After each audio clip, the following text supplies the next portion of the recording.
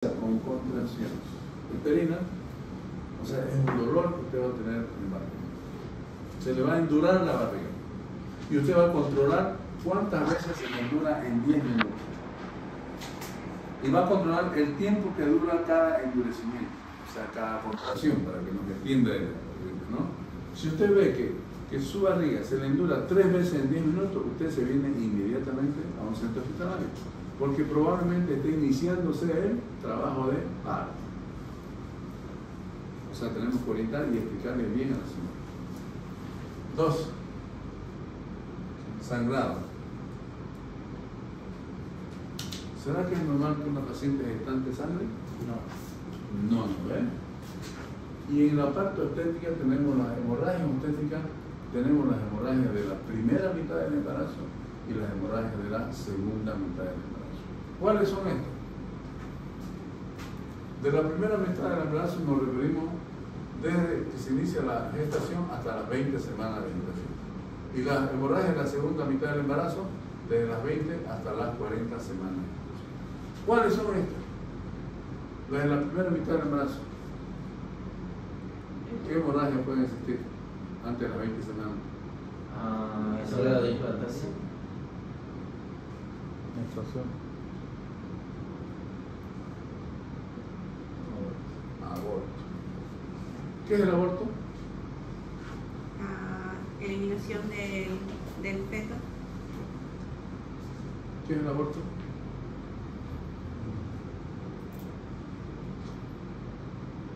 ¿Qué es el aborto? La exclusión del feto desde las 20 semanas, creo, cuando tiene menos de 500 gramos. Ya.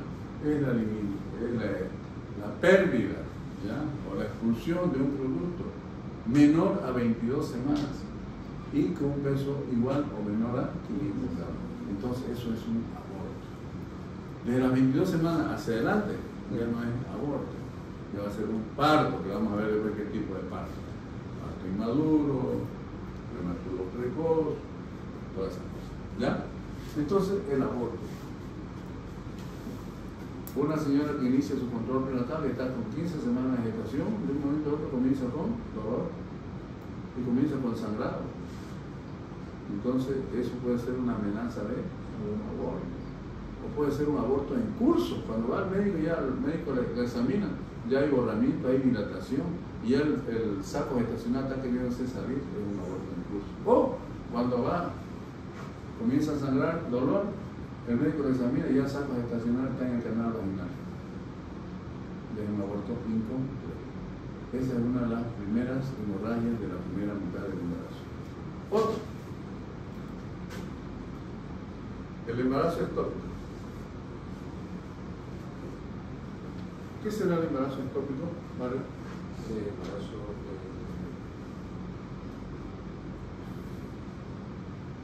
se termina en A ver, ¿usted? Cuando la implantación del embrión se da en una localización que no es la normal, que es el útero, se puede dar sobre todo en troncos. Ya, el embarazo ectópico es la implantación del blastocito fuera de la cavidad uterina. ¿Ya? Normalmente la implantación del blastocito ya ocurre a partir del sexto o séptimo día en la mucosa endometrial, en el fondo uterino. ¿Ya? Y generalmente los embarazos ocurren, el 98% de los embarazos ectópicos son tubáricos. ¿Qué quiere decir tubárico? A nivel de las trompas de falopio. Ustedes han avanzado ya en la parte teórica del origen y desarrollo del embarazo, ¿no es cierto? ¿Saben dónde ocurre la fecundación? ¿Saben o no saben? Díganme, sinceramente. Eso ya lo tiene que haber visto en la parte teórica. No.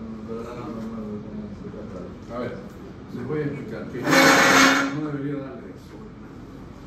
Pero no tiene clase, ¿no? Acá la tiene clase. Entonces tenemos tiempo para quedar.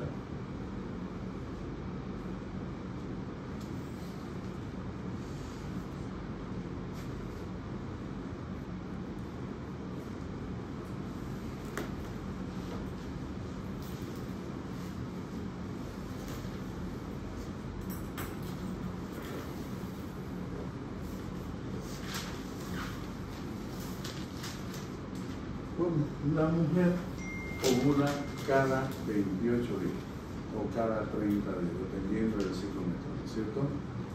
La mujer tiene dos ovarios, como vimos en la parte anatómica, ¿no? Un ovario izquierdo y un ovario derecho. En cada ovario existen folículos primordiales, cientos de folículos primordiales. Cada mes de uno de los ovarios, un folículo primordial va a madurarse por acción de los ovarios, ¿no es cierto? Los ovarios tienen una función de maduración de lo que es la función generativa, que es la que madura a todos los folículos primordiales. Este folículo primordial se convierte en folículo de Graf, folículo maduro, folículo de Graf maduro, y cada 28 explosiona y sale un óvulo, ¿no es cierto? Que el óvulo tiene cada forma de ¿qué? De una corona radiada, de una corona, ¿no es cierto? Que tiene 4 capas. Tiene una capa externa que es la corona radiada o como un óporo, tiene una zona pelúcida, una membrana citoplasmática y un citoplasma. ¿Cierto? Ese óvulo inmediatamente sale, es absorbido por las fibras de las trompas de Falopio. Absorbe. ¿Ya? Y es llevado anatómicamente, ¿se recuerda? Tenemos una región intramural, una región ísmica, una región ampular y la fibra, ¿cierto? Entonces, ese óvulo es aspirado y es llevado hasta la región ampular de la trompa de Falopio. Ahí se queda. Esa paciente que ovula 12 a 24 horas después tiene una relación sexual, ¿ya? Por el canal vaginal, ¿cuántos espermatozoides ingresan en una relación? 1, 2, 3, 4, 5, 6, 7, 8, 100 millones, ¿no es cierto? Millones de espermatozoides ingresan por el canal vaginal durante una relación sexual. Llegan a nivel del cuello uterino y hacen un acto, una capacitación, y esos espermatozoides se capacitan, maduran, podríamos decir. ¿Ya? Cuando la mujer está ovulando, aquí en el cuello uterino tenemos un moco, que es el moco cervical. Este moco cervical, cuando la mujer ovula, se vuelve más flexible, ¿ya? Y permite el ingreso de algunos espermatozoides. Luego de capacitarse, ingresan los espermatozoides por el orificio cervical externo, interno, llegan al cuerpo y llegan al ostium de la trompa de Falopio, que es el ingreso. Igualmente aquí hacen un alto, hay una nueva capacitación y ingresan, no todos los espermatozoides, ¿ya? Ingresan por la región intramural, van a la región ísmica y llegan a la región ampular. Entonces aquí tenemos el óvulo, ¿cierto? Uno de los espermatozoides logra penetrar la capa superficial, que es la corona radiada, llega a la zona pelúcida e ingresa al citoplasma. En ese momento hay una reacción acrosómica del óvulo que ya no permite el ingreso de más espermatozoides. Imagínense ustedes que se metieran todos los espermatozoides. Va a haber una superfecundación o superfectación. Y ahí va a ocurrir la fecundación. Entonces, ¿dónde ocurre la fecundación? A nivel de las trompas de Falopio. 12 a 24 horas después de la ovulación ocurre la fecundación. Después de que ocurre la fecundación, hay una división celular. Este huevo fecundado, ¿ya?, se va a dividir en 2 células a las 24 horas. A las 48 horas se va a dividir en 4 células, o blastómeras, que también se llama. Al cuarto día ya van a ser 8 células. Y se va a denominarse como mórula. Al quinto día hay una división en 16 a 32 células o blastómeras. Y ahí va a recibir el nombre de blastocisto al quinto día. Ese blastocito, el sexto y el séptimo día, va a recorrer la región intramural y va a llegar hasta la mucosa endometrial del cuerpo uterino y se va a implantar. Pero para implantarse, esta mucosa endometrial tiene que estar en condición. ¿Será que si hay un proceso infeccioso se va a poder implantar? No. ¿No es cierto? Tiene que estar bien capacitado ese endometrio, tiene que estar sano. Y para eso ese blastocito recorre 3 pasos. Uno, que se llama aposición. ¿Qué es la aposición? Es el acercamiento del blastocito a la mucosa endometrial. Se va a acercar. ¿Ya? O sea, ahí. 2, adhesión. ¿Qué significa adhesión? Que el blastocito se va a unir a la mucosa endometrial. Y 3, invasión. El citotorrulato de ese blastocito va a invadir la mucosa endometrial y por lo tanto ya va a implantarse. ¿Cuánto tiempo demora? Del sexto, probablemente hasta el 10º día, ya un blastocito se encuentra bien implantado en la mucosa endometrial. ¿Qué pasa? Si este blastocito no se implanta, ¿qué puede pasar? Se elimina.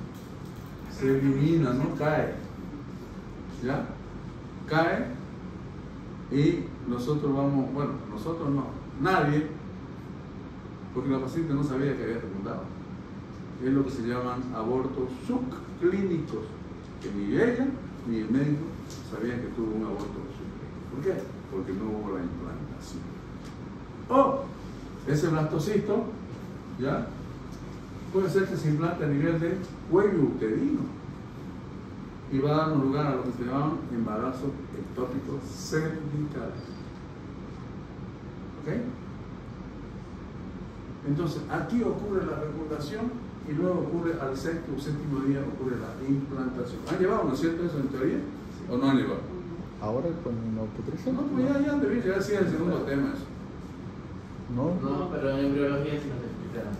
Pero en obstetricia tiene que saber dónde ocurre la fecundación.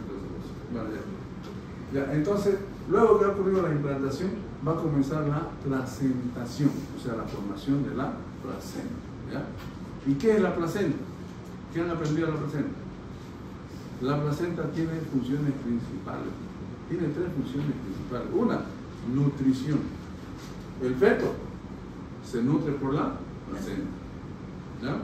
Respiración. El feto respira por la placenta. Y excreción. El feto desecha todo su nutriente por la placenta. Una placenta llega a pesar más o menos 500 a 700 gramos en un feto, en una gestación materna. ¿Ya? La placenta tiene una cara materna y una cara fetal, y ya la vamos a ver después cuando hablemos de parto. ¿Ok? Pero quería que sepan eso de la fecundación. ¿Ya entendieron? Bien.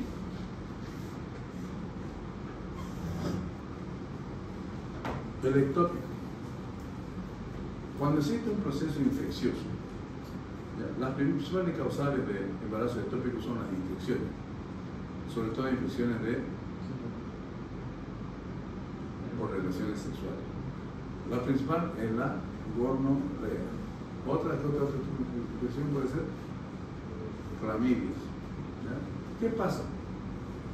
Las trompas en ese momento cuando hay una infección se encuentran súper inflamadas. Y donde este oviducto, que en la región intramural mide 1 milímetro, se vuelve mucho más estrecho, ¿ya? Y dificulta el ingreso de los espermatozoides. ¿Ok? Pero una paciente que tiene una infección, ¿va a ovular? Igual ovula la señora. Igual tiene relaciones sexuales. ¿Va a ovular esa señora? Ese óvulo va a ir a la región muscular de la trompa falopia, va a tener una relación sexual, va a ingresar los espermatozoides y algún que otro espermatozoide va a poder pasar en esas trompas falopias inflamadas y va a llegar a la región muscular y va a ocurrir la fecundación. Pero ¿qué pasa aquí? va a venir la división celular. Cuando hay la división celular en 2, 4, 8, 16 células, hay una migración. ¿Qué significa migración? Que va migrando por la trompa hasta llegar al estado de blastocito y llegar al fondo uterino. En este caso no hay eso. No hay esa migración porque el huevo fecundado no tiene el espacio suficiente para migrar. O sea, la división celular va ocurriendo ahí en las trompas, en 2 células, en 4, en 8, en 16, y la implantación ocurre ahí mismo, en las trompas de arroz. ¿Cuánto tiempo dura? 5 o 6 semanas máximo que se nos rompe. ¿Por qué? Porque va aumentando el tamaño. Y nos va a provocar una hemorragia masiva, que si no actuamos a tiempo, esa paciente se nos muere. ¿Ya? Una de las principales causales de hemorragias obstétricas es la rotura de un embarazo ectópico. Porque salga como un grifo. Nosotros tenemos que entrar a operar de emergencia y cerrar ese grifo. Si no, la paciente se nos choquea y se nos puede morir. ¿Ok? Ese es el embarazo ectópico cervical, o mejor dicho, tubárico. El cervical es, como le expliqué anteriormente, que no logró implantarse y se implanta acá. ¿Ya? Tenemos también los embarazos ectópicos ováricos, que son raros, y tenemos los embarazos ectópicos abdominales. Ocurre la fecundación y no puede ir para allá y hay una retrógradamente ese huevo fecundado cae a la región abdominal y se implanta en la región abdominal. ¿Ya? Bueno, eso es por ahora. Creo que en ginecología han llevado embarazo ectópico, ¿no? ¿Sí?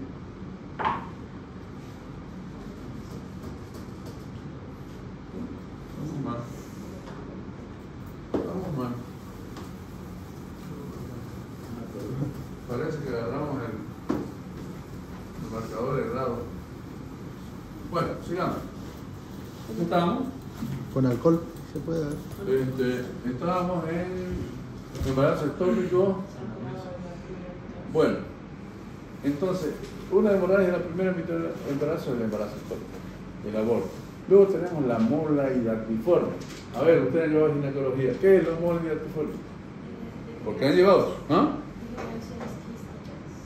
¿La degeneración esquística de qué?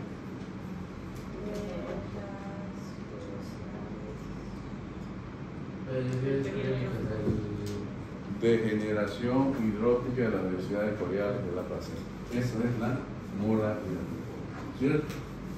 Ya, existen dos tipos de mola, una mola parcial y una mola... Sí, por favor. Una mola parcial y una mola total.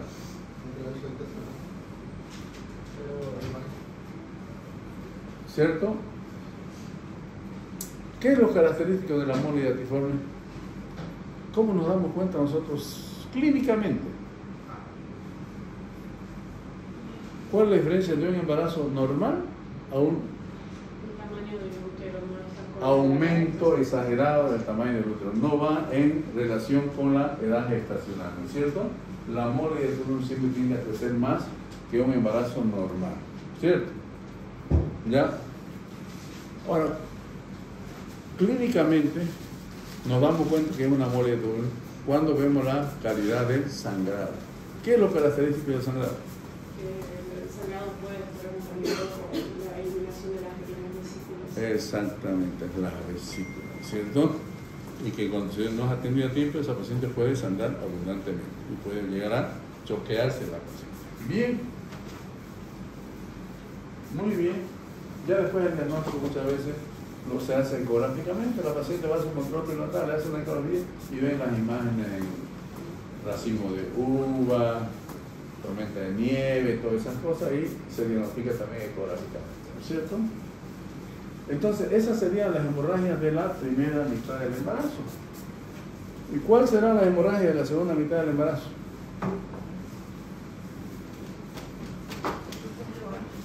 ¿Ah? Placenta previa. ¿Qué será la placenta previa? Normalmente se acuerdan que la implantación del blastocito a nivel del fondo uterino, ¿no es cierto? Una vez que se implanta, ahí se va a formar la placenta. En este caso, La implantación del blastocito no es en el fondo uterino, sino que es en el segmento inferior. ¿Ya? En el segmento inferior se implanta y ahí va a estar, normalmente la placenta está arriba y el feto está abajo. En este caso la placenta está abajo y el feto está arriba. Por eso se llama placenta previa, ¿no? Previa puede ser oclusiva total o oclusiva parcial. Oclusiva total, este es el cuello uterino, cuando la placenta cubre todo el orificio cervical interno. Y parcial, cuando cubre solamente el 50% del orificio cervical interno. ¿Ok? Eso es teórico, ¿no? Entonces, toda paciente que llega a la emergencia y tiene más de 22 semanas y está con sangrado, y el sangrado es un sangrado rojo rutilante y indoloro, y no existen modificaciones cervicales, hasta no demostrar lo contrario, vamos a hablar de una placenta previa o placenta de inserción baja. ¿Ok? Esto ocurre generalmente, son pacientes que están llevando un embarazo normal, nunca han ido al médico, están durmiendo y cuando despiertan se sienten mojadas. Ay, parece que se ha roto la fuente. Y dicen, mira, sangre. Se asustan y van al médico. Llega la emergencia, nosotros nunca hacemos tacto vaginal con una paciente que el útero está aumentado de tamaño bastante y esté sangrando, porque podemos provocar un mayor sangrado. ¿Qué hacemos? Colocamos posición ginecológica y colocamos un espéculo y verificamos de dónde viene el sangrado. Si vemos que el sangrado viene de dentro de la cavidad uterina, entonces clínicamente para nosotros esa es una placenta previa sangrante. Y corroboramos con un examen ecografico. ¿Por qué les digo esto? Porque no todo lo que sangra puede ser una placenta previa. Ya hemos tenido casos acá que viene la paciente sangrando, ¿ya? Ella dice, de un momento a otro comencé a sangrar, le colocamos un espéculo, tenía 32 semanas de gestación, le colocamos un espéculo, limpiamos bien y el sangrado no provenía de dentro de la cavidad uterina, pero sí provenía de más abajo, tenía un desgarro de fondo de sangre. Había tenido una relación sexual, ¿ya? Y hubo un desgarro y que provocó bastante sangrado. Por eso siempre hay que examinar a toda paciente. Ya el diagnóstico cambia. ¿Qué hicimos? Suturamos todo eso y se solucionó el problema. Porque era una gestación normal, no era una placenta de inserción baja. Bien. Otro. Hemorragia de la segunda mitad del embarazo. Desprendimiento prematuro de una placenta normalmente insertada. ¿Cuándo se debe desprender normalmente una placenta? ¿Ah? Después del parto. Después del parto. El parto tiene 3 periodos. Un periodo de borramiento y dilatación, un periodo de expulsión del feto y un tercer periodo que es el alumbramiento o salida de la placenta. O sea, el desprendimiento placentario tiene que ser después de que salga el feto. ¿Okay? En este caso, se llama desprendimiento prematuro de placenta normalmente insertada. O sea, se desprende antes del parto. ¿Y qué va a provocar? Sangrado. Un sangrado, ¿ya?, oscuro con coágulos. Y lo más llamativo, hipertonía uterina. El tono aumentado. Es una contracción bastante dolorosa, dura. El útero se contrae, se torna duro, dice útero leñoso, llamamos algunos ginecólogos, porque no podemos palpar partes fetales, por ejemplo. ¿Y qué pasa? Al estar bien contraído provoca una anorexia en el feto y ese feto se nos puede morir. ¿Ya? Normalmente las contracciones, el trabajo de parto en 10 minutos no tienen que pasar de 5 contracciones en 10 minutos y no tiene que durar más de 40 o 50 segundos cada contracción. En este caso, es una contracción que dura más de 2 minutos. ¿Qué pasa en esos 2 minutos? El feto no recibe el aporte de oxígeno que tenía que recibir de la placenta y se nos muere. Y aparte de eso, puede haber una infiltración del cuerpo uterino y puede haber un útero de Cuvalier que la mujer pierde al niño y puede perder su útero. ¿Ya? Por eso es muy importante hacer diagnóstico. ¿Cuál es la diferencia de la placenta previa con el desprendimiento prematuro de la placenta? Los dos sangran. En la placenta previa sangrando rojo rutilante. En el DPP sangrado rojo oscuro con coágulo. Pero el DPP viene con dolor, hipertonía uterina. La placenta previa no tiene dolor. ¿Ok? Otra de las hemorragias de la tercera mitad del embarazo es la rotura uterina. ¿Será que se rompe el útero en un trabajo de parto?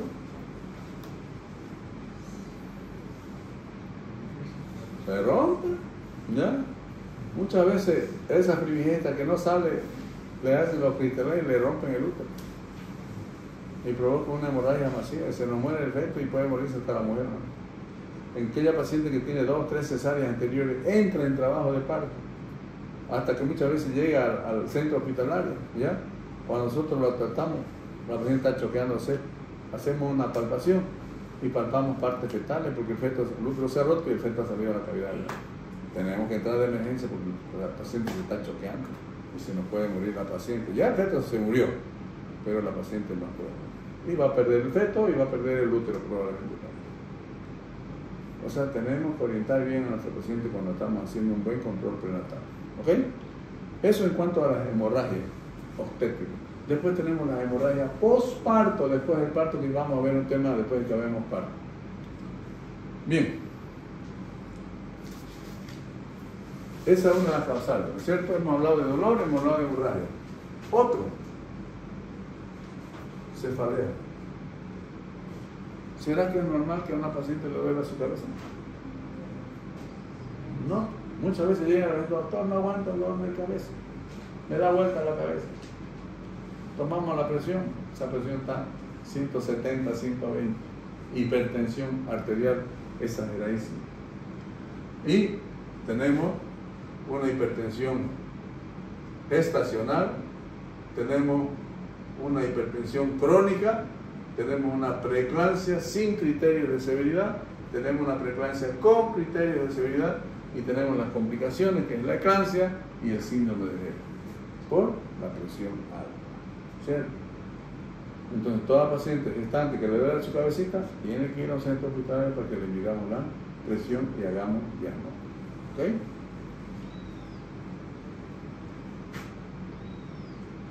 Pérdida de líquido. Amniótico. ¿Será que es normal que la paciente pierda líquido? No. Perfecto. Tenemos una placenta y tenemos una bolsa de la agua donde se encuentra el líquido amniótico. En un embarazo a término podemos tener entre 500 y 700 ml de líquido amniótico. Y normalmente esa bolsa se rompe o durante el trabajo de parto o después del trabajo de parto, en el periodo exclusivo, normalmente. ¿Ya? Pero si se rompe antes del trabajo de parto, se denomina rotura prematura de membrana. ¿Qué es la rotura prematura de membrana? Es cuando se rompe la bolsa del agua antes del inicio del trabajo de parto.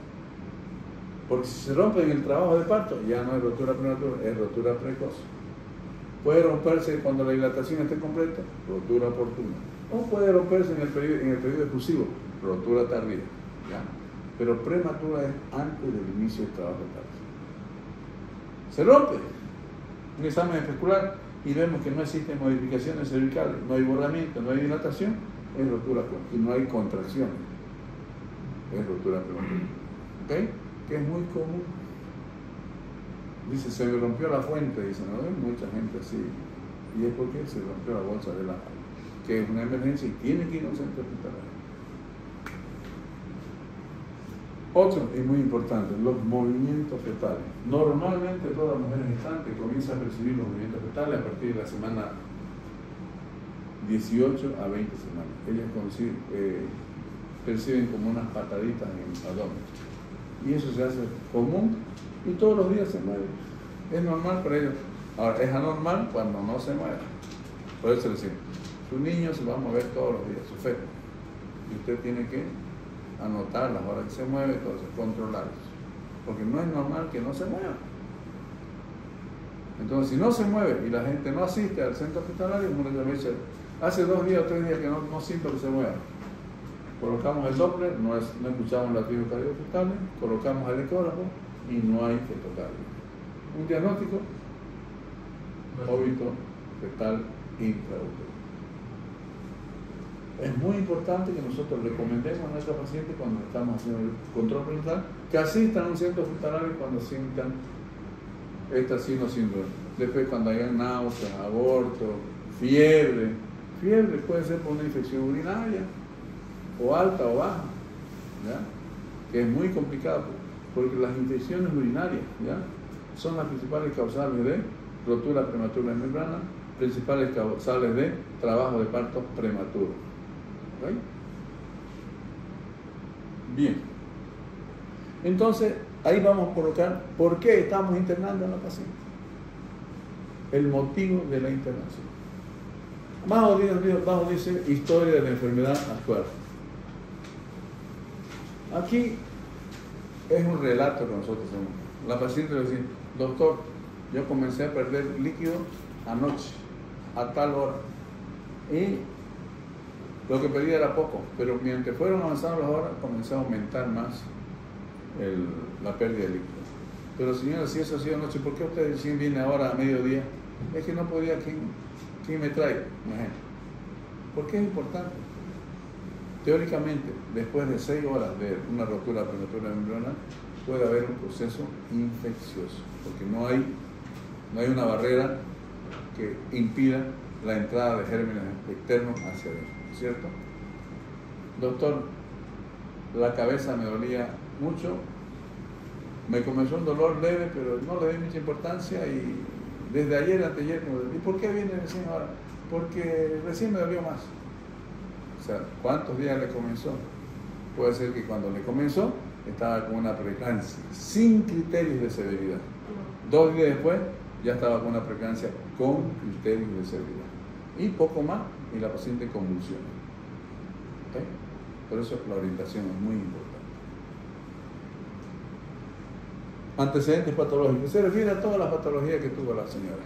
Cirugía, enfermedades que haya tenido.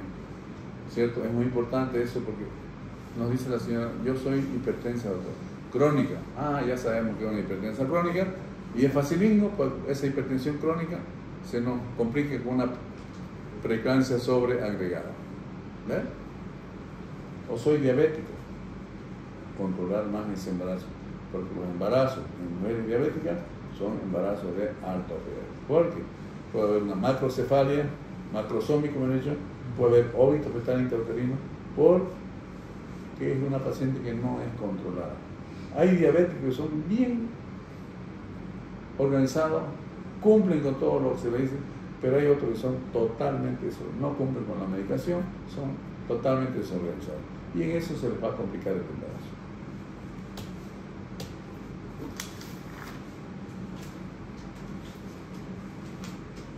Tratamiento actual. Normalmente en el control prenatal nosotros necesitamos ácido fólico, sulfato ferroso, algunas vitaminas para la paciente. O esa paciente asistió a su control prenatal y le decía: doctor, me duele mucho en bajo vientre y estoy orinando demasiado a cada momento. El médico le pide un examen general de orina y le detectamos que está con una infección urinaria. El médico, con buen criterio, le receta un medicamento, un antibiótico, ¿ya?, y la despacha a su casa. 2 o 3 días, la paciente vuelve a la emergencia con una pérdida de líquido. Sabemos que la principal causal de rotura prematura membrana son las infecciones, en este caso las urinarias o las vaginales. Entonces, ya vamos anotando qué estaba tomando, desde cuándo estaba tomando. Lo propio, una paciente con, como les dije anteriormente, con cefalea, que fue a su centro de primer nivel, le detectaron su presión que estaba un poco alta, le dieron un antihipertensivo. Pero 2 o 3 días después, ese dolor de cabeza fue aumentando. O sea, ¿qué pasó? Se fue complicando más el caso. O sea, anotamos todos los medicamentos que la paciente esté tomando actualmente.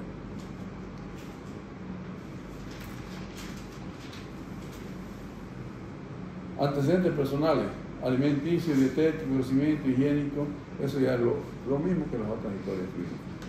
Violencia física, ¿sí o no? Esto es muy importante.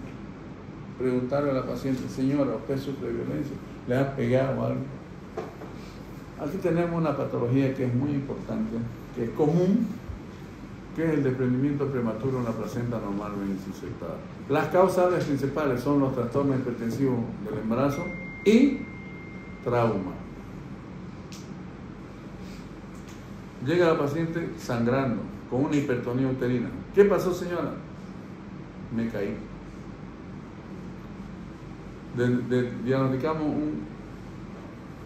un desprendimiento prematuro. Entramos a operar de emergencia, el feto muerto, el útero de Cuvalier que no contraía, tuvimos que sacarlo. Bueno, pasó todo eso. Nosotros en la historia clínica, la paciente se cayó sobre su propio peso. Confiamos en la paciente. Vienen los familiares y le relatan que el marido le había tirado una pateadora. Y la paciente no nos relató que sufrió violencia. Porque es obligación nosotros preguntarle a ella si tuvo violencia o no tuvo. ¿Ya? Es muy importante eso. Porque hoy en día violencia física existe, ustedes ven en los canales de televisión, ¿no es cierto? De feminicidios y maltratos y qué sé yo. Hábitos. ¿Será que es normal que la mujer beba, fume y utilice drogas en el embarazo? No. ¿Qué nos puede provocar eso? Aborto, malformaciones, anemia, retardo de crecimiento uterino,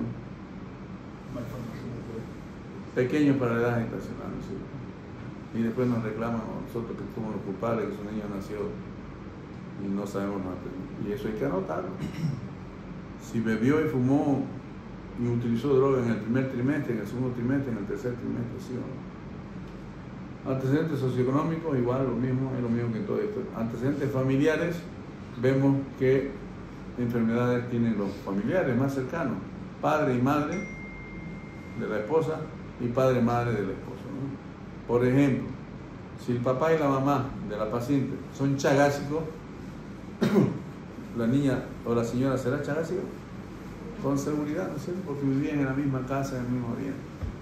Madre y madre, padre y madre diabéticos, probablemente la hija sea diabética también.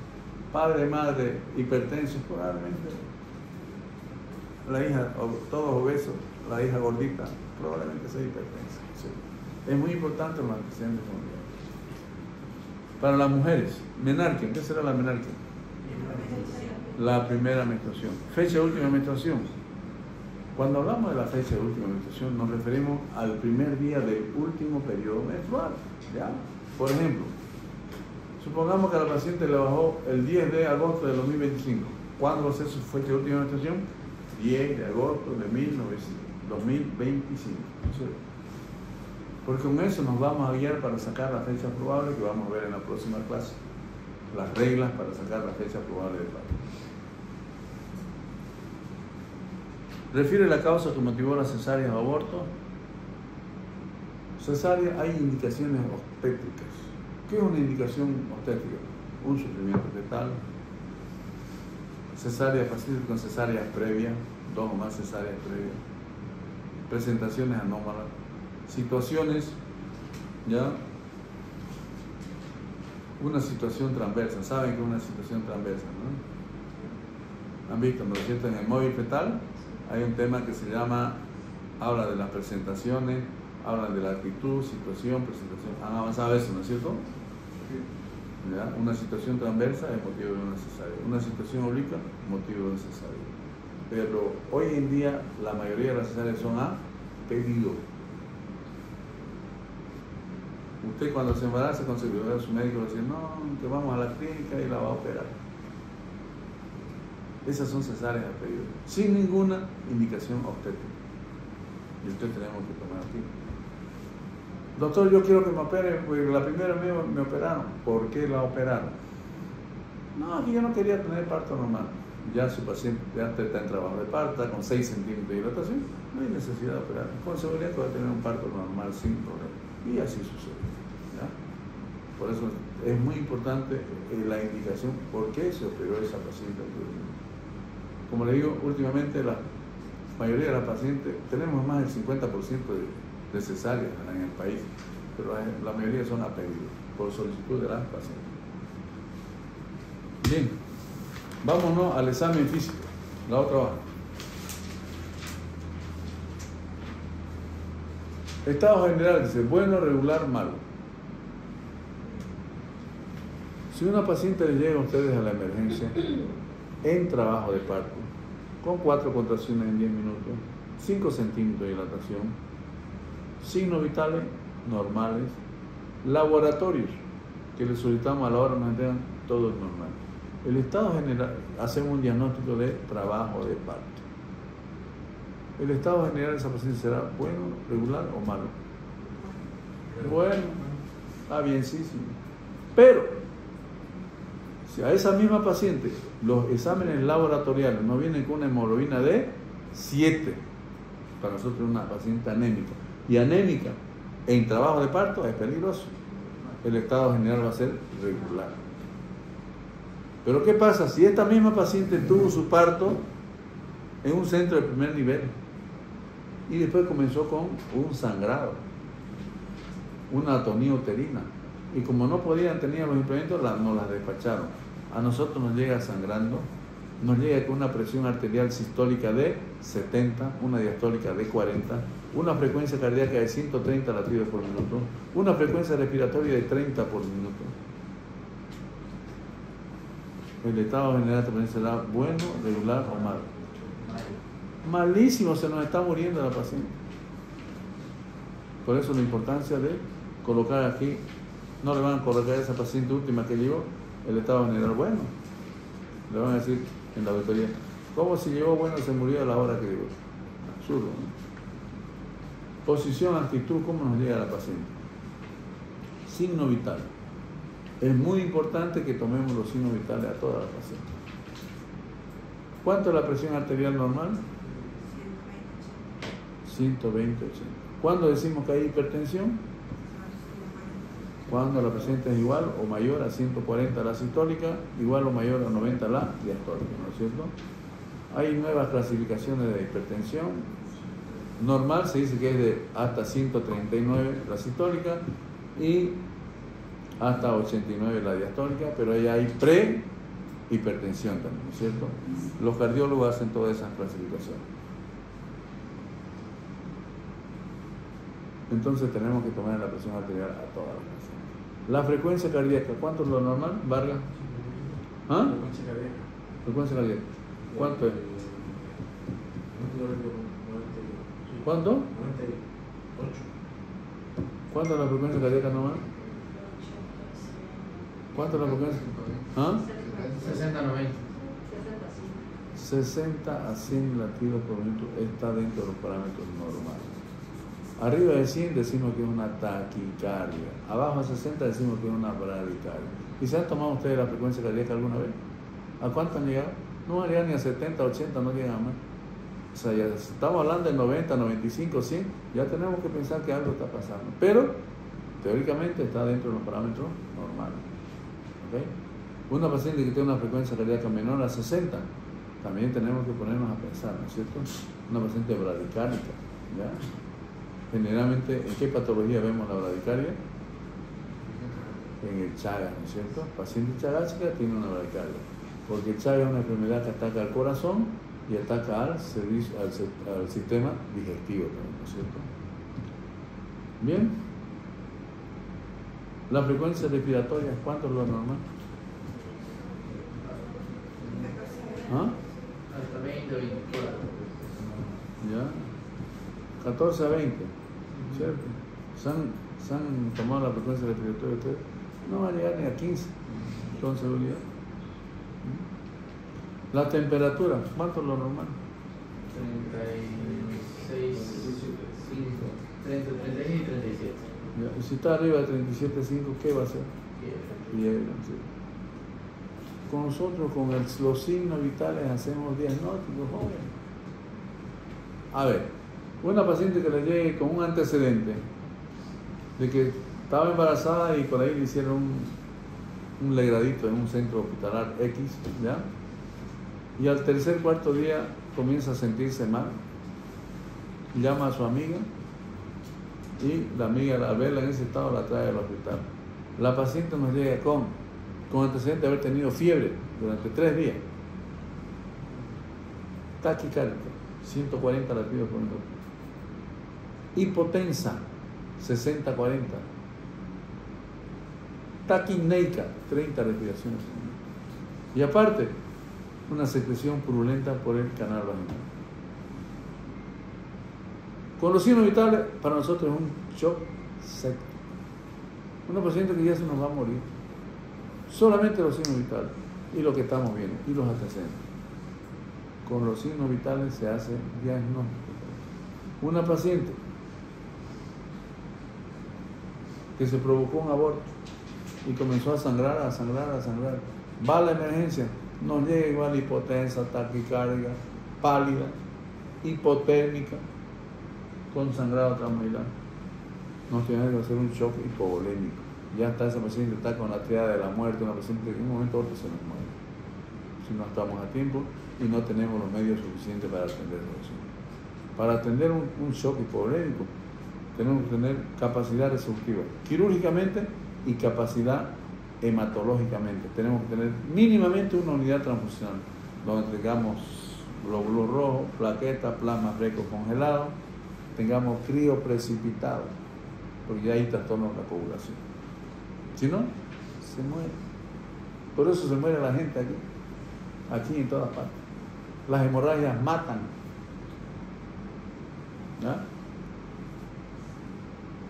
Bueno, entonces estamos hablando tanto por los signos vitales, ¿no?, que podemos hacer diagnóstico. Por eso es importante tomar los signos vitales.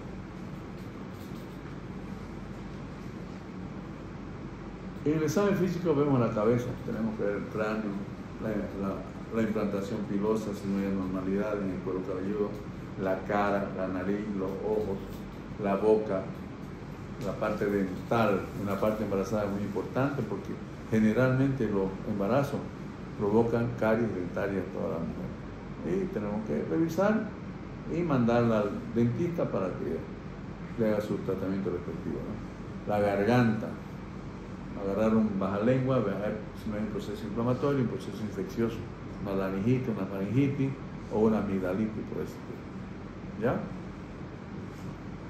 Después tenemos el cuello. Vamos a ver primeramente la columna cervical, que no exista rigidez en la nuca, porque si existe rigidez, vamos a sospechar de un proceso infeccioso, ¿no es cierto? ¿Qué patología provoca rigidez? La meningitis, ¿no? Especialmente es tuberculosa en los niños. ¿Ya? Vamos a ver la parte de la laringe, tiroides. ¿Ya? Es muy importante la parte de la tiroides en las pacientes embarazadas. Ya la paciente a uno le da una pista: doctor, no sé qué me pasa, que siento mucho frío, donde me siento me duermo, tengo mucho estreñimiento, doctor, y estoy engordando mucho, miren mi cara, parezco hinchada. Entonces ya nos hace sospechar que hay un proceso tiroideo, ¿cierto? ¿Qué hacemos? Pedimos examen, ¿cierto? Un perfil tiroideo TSH, T3, T4, ¿cierto? O lo contrario, una paciente embarazada pero muy delgada, inquieta, ojos saltones, ¿ya? Igual vamos a sospechar de un hipertiroidismo, ¿cierto? Igual vamos a pedir un perfil tiroideo. Si el TSH nos sale elevado, nuestro diagnóstico va a ser más la clínica, un hipotiroidismo. Si el TSH nos sale por debajo de lo normal, más la clínica, vamos a hablar de un hipertiroidismo, ¿cierto? Y tenemos que hacer tratamiento. Porque cuando ustedes vayan a hacer su provincia por ahí, ustedes van a ser ginecólogos, van a ser pediatras, van a ser endocrinólogos. Por eso es importante que de todas las especialidades aprendamos para hacer tratamiento. Tórax. En el tórax vamos a ver la configuración externa. Tenemos órganos muy importantes: corazón y pulmones, ¿no es cierto? Tenemos que ocultar el corazón, ver cuánto es esa frecuencia cardíaca, de 60 a 100, que es normal, que los ritmos sean normales, que no haya taquicardia, que no haya bradicardia, ¿ya? Podemos ocultar soplos funcionales, muchas veces en las mujeres anémicas se escuchan los soplos, ¿ya? Pulmón, tenemos que ocultar los pulmones. ¿Qué escuchamos normalmente en un pulmón normal? Neumología, ¿han llevado neumología ustedes? Murmullo vesicular conservado, ¿no es cierto?, en ambos campos pulmonares. Eso es lo normal que tenemos que escuchar. pero puede ser que en el uno escuchemos un murmullo vesicular conservado, en el otro no escuchemos nada. Un silencio total, puede ser que esa paciente esté con un derrame pleural y no escuchamos nada. O podemos escuchar también ruidos anómalos, roncos, sibilos, estertores, crepitantes, subcrepitantes, que nos indican que esa paciente tiene un proceso infeccioso, ¿no es cierto? Por eso la importancia de la auscultación, tanto pulmonar como cardíaca. Mamas. En toda paciente es obligatorio examinar las mamas. ¿Ya? Primeramente, cuando vamos a examinar las mamas, cuando la paciente está sentada, ¿ya? Nosotros, por ejemplo, en el caso de ella, nos colocamos a su lado izquierdo de ella, con la mano izquierda dejamos ante el brazo y con la mano derecha vamos a hacer una palpación superficial y profunda de la región axilar. ¿Buscando qué? La presencia de linfonodos o ganglios. Y si hay, anotamos el interior. Podemos dar la cantidad y el tamaño de los ganglios. Y lo propio que hacemos en el lado contrario. De luego la paciente tiene que estar en el torso desnudo, ¿cierto? Luego la pasamos a la paciente a la camilla, ¿ya? Colocamos la... Espero que sea una llamadita ya, que nos vamos a quedar un poquito más. Estamos atrasados con ustedes.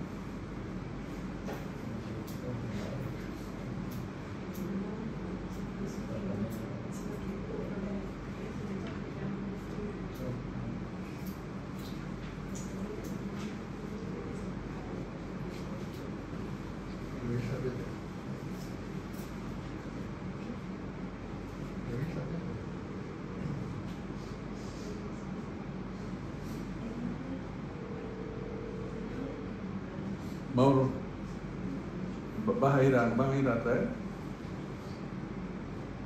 ¿Me traes para mí nomás ya? María José va a almorzar en otro lado. ¿Ya? Ok, ya, gracias. Bien. Mama, ¿no es cierto? A la mama.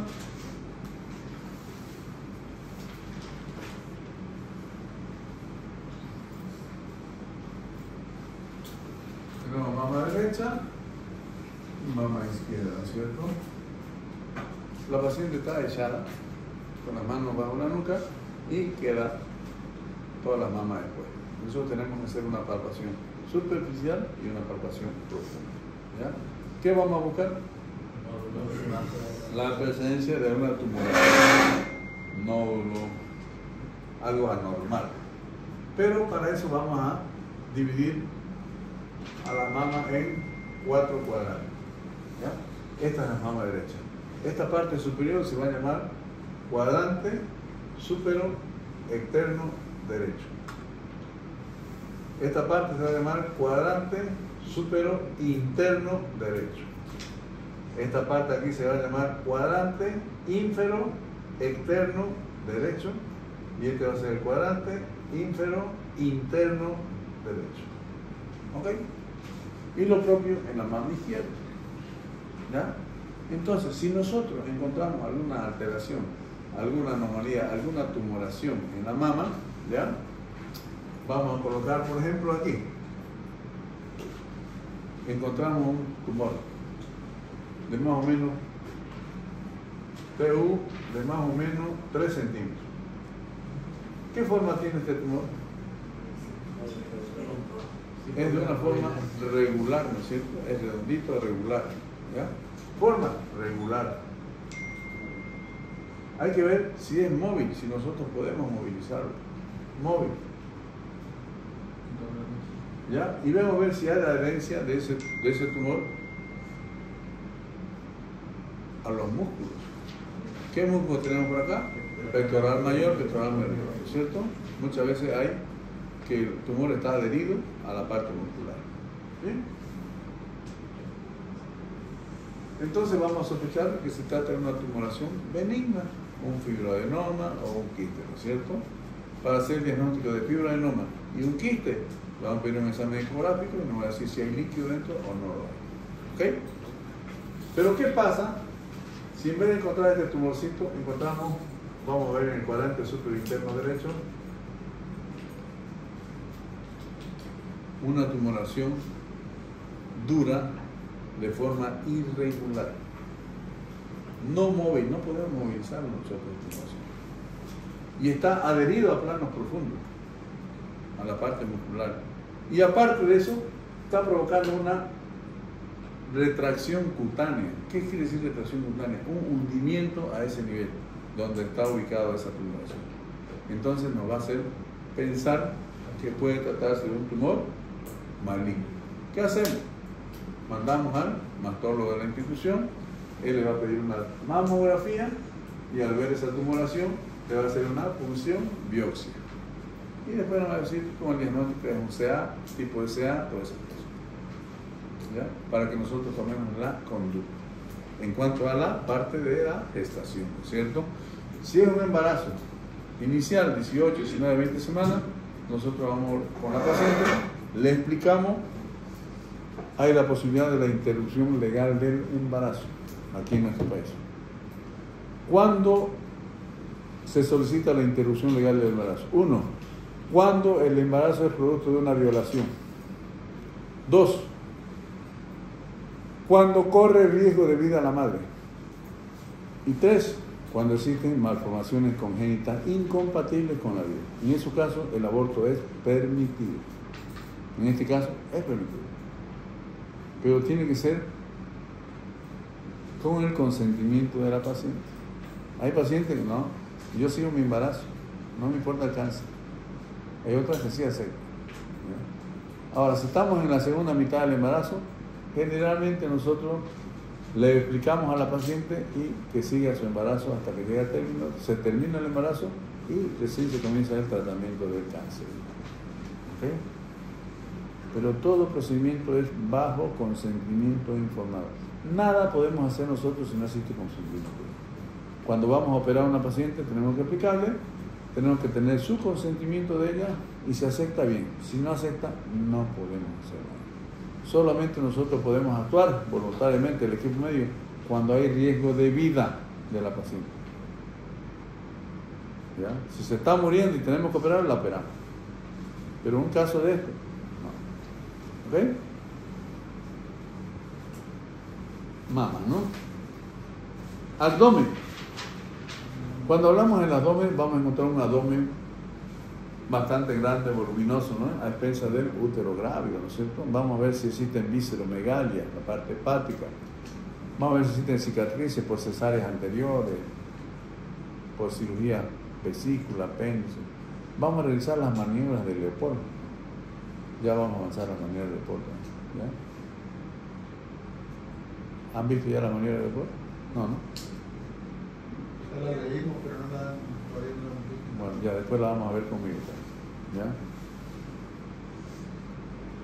Miembros superiores e inferiores, morfología, funcionalidad, otro. Tenemos que ver que esté todo en buen estado, que no le falten dedos, y si hay, colocar la historia clínica. La parte del miembro inferior, colocar que todo está bien o está mal.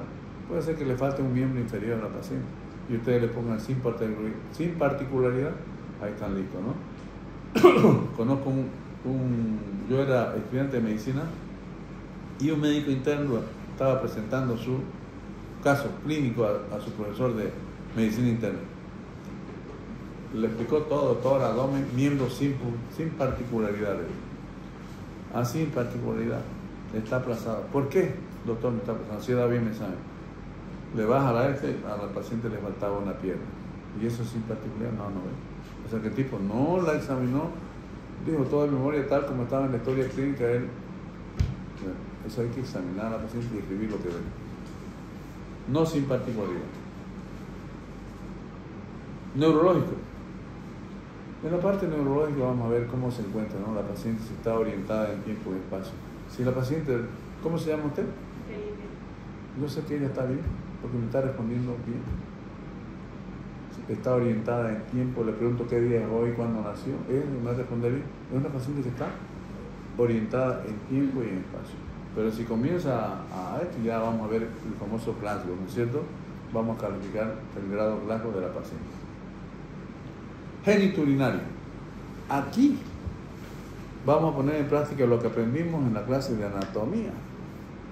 Porque vamos a colocar a la paciente en posición ginecológica y vamos a observar el aparato genital externo. Vamos a ver el monte de Venus, vamos a ver la vulva, vamos a ver la región labial, la región vestibular, labios mayores, labios menores, clítoris, capuchón. Vamos a ver la región vestibular, el meato urinario, que no haya ninguna alteración. A nivel de vulva podemos encontrar la presencia de heridas por alguna enfermedad de transmisión sexual, sífilis. Podemos encontrar vesículas a nivel de vulva. La paciente dice, me pica y me duele y me arde, doctor. ¿Compatible con? ¿Cómo? No. Herpes genital. Podemos encontrarnos con condilomatosis, verrugas a nivel de la vulva. Y eso tenemos que anotarlo. Peor aún si encontramos verrugas a nivel del introito vaginal. Contraindicado un parto en ese momento. Podemos ver ese meato urinario enrojecido. Hacemos un ordeñe del meato urinario. Nos vamos de adentro hacia afuera y vemos que nos sale una secreción purulenta. ¿Característico de qué? Enfermedades blenorrágicas, ¿no? La gonorrea. Muy importante para examinar a los pacientes para hacer el diagnóstico. Después vamos a hacer el tacto vaginal. Vamos a introducir estos dos dedos ya por el canal vaginal y vamos a ver la anatomía del canal vaginal. Puede ser que ahí nos demos cuenta que esa paciente tiene una estrechez pelviana o una estrechez vaginal. Entonces esa paciente no la vamos a someter a un parto normal.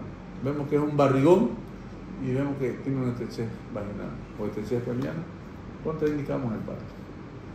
Vamos a ver cómo se encuentra ese cuello uterino. Si ese cuello uterino está centralizado, si ese cuello uterino está borrado, si ese cuello uterino está dilatado, para hacer un diagnóstico. O si hay pérdida de líquido, vamos a ver la calidad de ese líquido amniótico. Si es un líquido claro, una rotura de membrana de un feto prematuro. Si un líquido,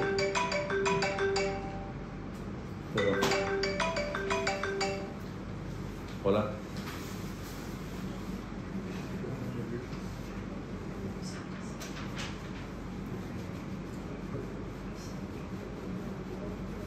Ya.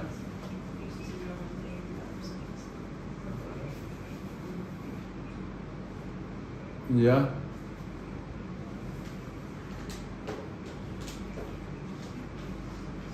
Ajá.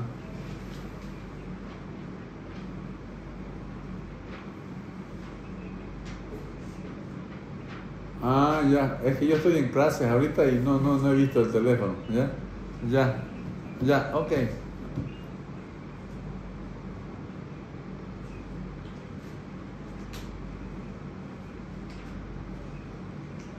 Sí, mándele porque él va a trabajar con nosotros. ¿Ya? Mándele. Ya, ok, no hay ningún problema. Ok, hasta luego.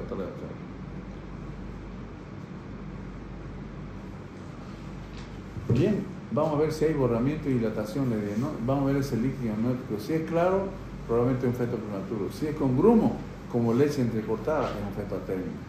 Pero si sale un líquido esverdeado, ¿ya? Probablemente ese feto esté sufriendo, ¿no es cierto? Sí. Si al hacer el tacto vemos que es un borramiento de un 70%, me refiero, el cuello uterino mide 3 centímetros. ¿Qué significa borramiento? Que se va apagando, ¿ya? Y va dilatando. Dilatación del cuello uterino, ¿ya? Si nosotros logramos introducir a nivel del cuello estos dos dedos, estamos hablando de que está con una dilatación de 3 centímetros. Y vamos así hasta que llegue a 10 centímetros. Si al hacer el tacto, viendo un 70% de borramiento, tiene 4 centímetros de dilatación, es una paciente que está en trabajo de parto. Después cuando veamos parto vamos a aprender cuándo una paciente está en trabajo de parto y cuándo no. Entonces ese va a ser nuestro diagnóstico. Si la paciente viene con un sangrado rojo rutilante, ¿ya? Y vemos nosotros por el examen especular que la sangre proviene de la cavidad uterina, indoloro, nuestro diagnóstico va a ser placenta previa sangrado. Si la paciente viene doblada de dolor, con un sangrado rojo, con coágulo, una hipertonía uterina, nuestro diagnóstico va a ser desprendimiento prematuro de placenta. Si la paciente viene con dolores y un leve sangrado, y en el canal vaginal encontramos un saco gestacional, aborto incompleto. Dependiendo del caso, vamos a hacer nuestro diagnóstico, ¿cierto? Si la paciente viene con dolor de cabeza, cefalea, le medimos la presión arterial 170, 120, está con cefalea, visión borrosa, náuseas, vómito, ¿ya? Epigastralgia, de preeclampsia con criterios de severidad, porque después puede convulsionar esa paciente, ¿cierto? Y ese es el diagnóstico. Esto es más o menos parte de la historia clínica que nosotros tenemos. Nos falta la hoja del CLAP, que eso nos va a llevar una clase también. Tenemos que aprender a llenar esto. Porque ustedes donde vayan, tienen que llenar esta hoja del CLAP. Eso lo vamos a ver el día jueves, ¿ok? Bueno, nos vemos entonces. Gracias, doctor. Me lo dan la hojita, ¿ya? Pero con el otro grupo también. Ya nos vemos. Hasta luego, doctor.